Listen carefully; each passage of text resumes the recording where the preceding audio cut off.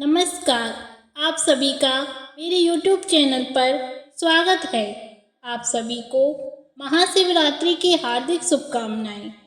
महाशिवरात्रि का पावन पर्व आज है। हिंदू धर्म में महाशिवरात्रि का बहुत अधिक महत्व होता है। धार्मिक मान्यताओं के अनुसार इसी दिन भगवान शंकर और माता पार्वती का विवाह हुआ था।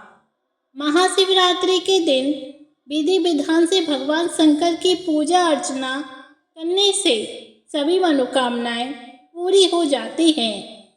महाशिवरात्रि व्रत के पारण करने से पहले व्रती को महाशिवरात्रि व्रत कथा का पाठ अवश्य करना चाहिए।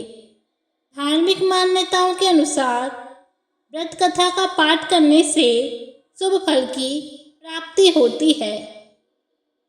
तो अब हम जानेंगे महाशिवरात्रि व्रत की पौराणिक कथा।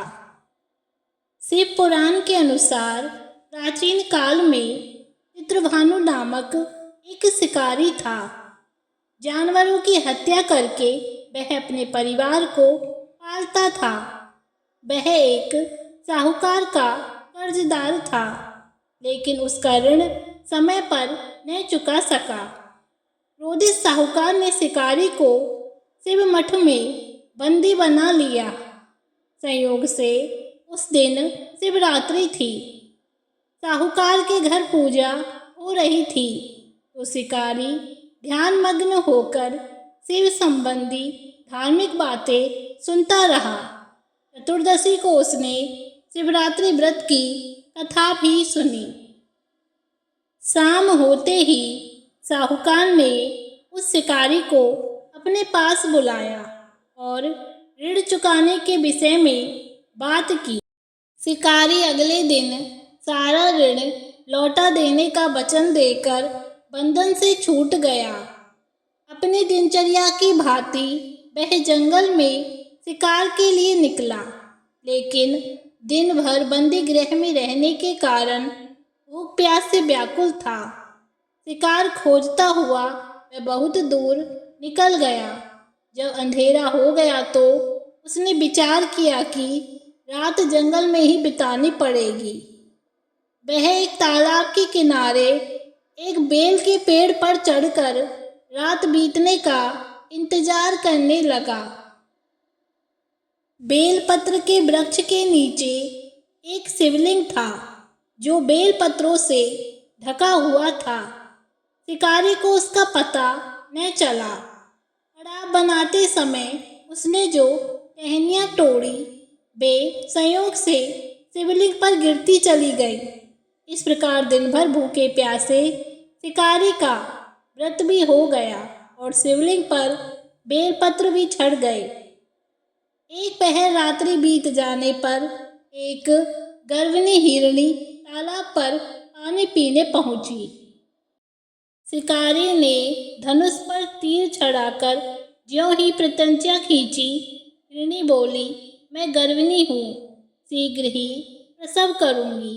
तुम एक साथ दो जीवों की हत्या करोगे जो ठीक नहीं है। मैं बच्चे को जन्म देकर शीघ्र ही तुम्हारे समक्ष प्रस्तुत हो जाऊंगी, तब मार लेना। शिकारी ने प्रत्यंचा ढीली कर दी और हिरणी जंगली झाड़ियों में लुप्त हो गई। प्रत्यंचा चढ़ाने तथा ढीली करने के वक्त कुछ बेलपत्र अनायास ही टूटकर शिवलिंग पर गिर गए। इस प्रकार उससे अनजाने में ही प्रथम पहर का पूजन भी संपन्न हो गया। कुछ ही देर बाद एक और हिरणी उधर से निकली। शिकारी की प्रसन्नता का ठिकाना न रहा।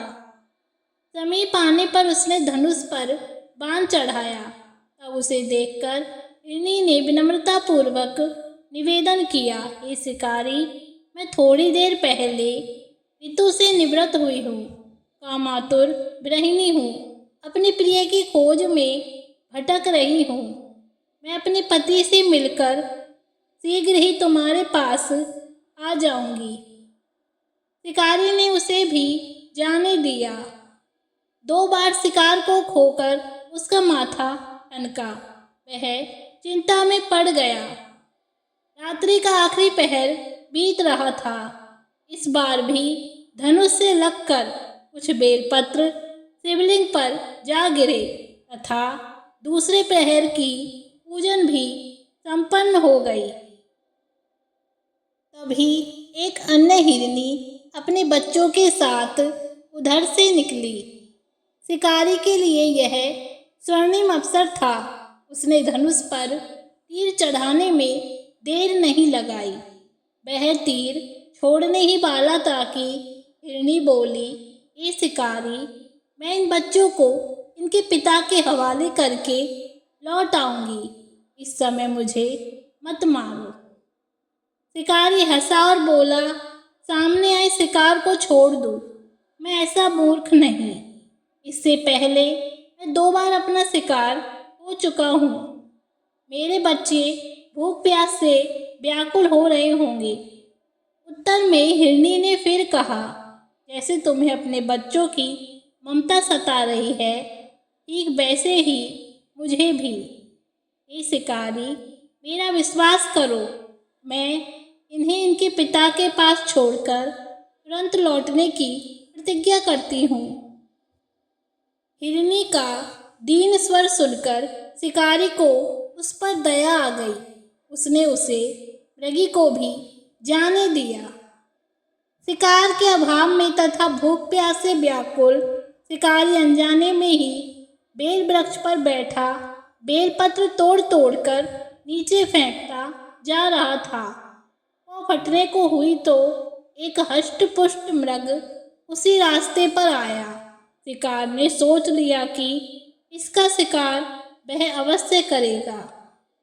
शिकारी की तनी प्रत्यंचा को देखकर मृग विनीत स्वर में बोला, ए शिकारी, यदि तुमने मुझसे पूर्व आने वाली 3 मृगियों तथा छोटे छोटे बच्चों को मार डाला है तो मुझे भी मारने में विलंब न करो, ताकि मुझे उनके वियोग में एक क्षण भी दुख न सहना पड़े।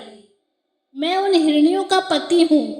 यदि तुमने उन्हें जीवन दान दिया है तो मुझे भी कुछ क्षण का जीवन देने की कृपा करो।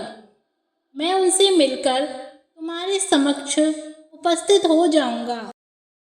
मृग की बात सुनते ही शिकारी के सामने पूरी रात का घटना चक्र घूम गया। उसने सारी कथा मृग को सुना दी। अब मृग ने कहा, मेरी तीनों पत्नियां जिस प्रकार प्रतिज्ञाबद्ध होकर गई हैं, मेरी मृत्यु से वे अपने धर्म का पालन नहीं कर पाएंगी। अतः जैसे तुमने उन्हें विश्वास पात्र मानकर छोड़ा है, वैसे ही मुझे भी जाने दो। मैं उन सबके साथ तुम्हारे सामने शीघ्र ही उपस्थित होता हूँ। शिकारी ने उसे भी जाने दिया। इस प्रकार रातें हो गई। उपवास, रात्रि जागरण तथा शिवलिंग पर बेलपत्र चढ़ने से अनजाने में किए गए पूजन का परिणाम उसे तत्काल मिला। शिकारी का हिंसक हृदय निर्मल हो गया। उसमें भगवत शक्ति का वास हो गया। थोड़ी ही देर बाद वह मृग सपरिवार शिकारी के समक्ष उपस्थित हो गया ताकि वह उनका शिकार कर सके। किंतु जंगली पशुओं की ऐसी सत्यता, सात्विकता एवं सामूहिक प्रेम भावना देखकर शिकारी को बड़ी ग्लानि हुई। उसने मृग परिवार को जीवन दान दे दिया। अनजाने में शिवरात्रि के व्रत का पालन करने पर भी शिकारी को मोक्ष की प्राप्ति हुई। जब मृत्यु काल में यमदूत उसके जीव को ले जाने आए तो शिवगणों ने उन्हें वापस भेज दिया तथा शिकारी को शिवलोक ले गए। शिवजी की कृपा से अपने इस जन्म में राजा चित्रभानु अपने पिछले जन्म को याद रख पाए तथा महाशिवरात्रि के महत्व को जानकर उसका अगले जन्म में भी पालन कर पाए। तो यह थी महाशिवरात्रि व्रत की पौराणिक कथा। ओम नमो पार्वती पते हर हर महादेव।